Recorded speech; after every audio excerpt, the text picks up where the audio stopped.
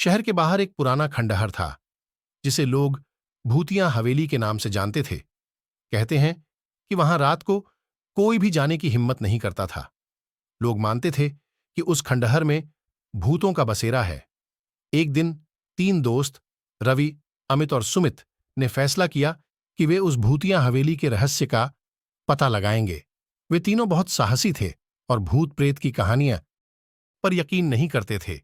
एक रात जब चांद की रोशनी हल्की हल्की चमक रही थी, वे तीनों टॉर्च और कुछ खाने पीने का सामान लेकर खंडहर की ओर चल पड़े। हवेली के पास पहुंचकर उन्होंने देखा कि वह जगह सचमुच डरावनी लग रही थी। टूटे हुए दरवाजे, जर्जर दीवारें और चारों ओर जंगली पेड़ पौधे। हवेली का अंदरूनी हिस्सा और भी भयानक था। हर जगह धूल और मकड़ी के जाले। वे तीनों अंदर घुस गए और अलग अलग दिशाओं में जांच पड़ताल करने लगे। तभी अचानक रवि को लगा कि किसी ने उसके कंधे पर हाथ रखा है। वह चौंक कर मुड़ा, पर वहां कोई नहीं था। उसने सोचा कि शायद उसका भ्रम होगा और वह आगे बढ़ गया।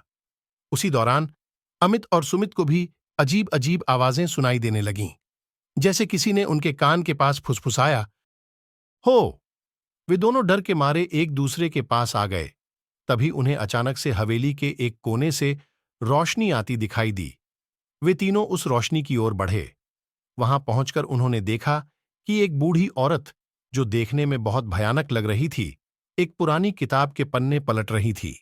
जैसे ही उसने उन तीनों को देखा, उसकी आंखें लाल हो गईं और वह जोर जोर से हंसने लगी।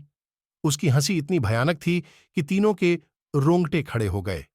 औरत ने कहा, तुम लोग यहां क्यों आए हो? यह जगह तुम्हारे लिए नहीं है। चले जाओ यहां से, नहीं तो तुम्हारा भी वही हाल होगा जो उन सबका हुआ। डर के मारे तीनों दोस्त भाग खड़े हुए। वे सीधे शहर की ओर दौड़े और तब तक नहीं रुके जब तक उन्होंने हवेली को पूरी तरह पीछे नहीं छोड़ दिया। जब वे घर पहुंचे तो उन्होंने तय किया कि वे कभी भी उस खंडहर की ओर नहीं जाएंगे। उस रात के बाद तीनों ने कभी भी उस खंडहर के बारे में बात नहीं की, लेकिन वह अनुभव हमेशा उनकी यादों में ताजा रहा और उन्होंने किसी को भी उस हवेली के पास जाने से मना किया। कहते हैं कि वह बूढ़ी औरत उस खंडहर की रखवाली करती है और जो भी वहां जाता है उसे कभी भी वापस नहीं आने देती।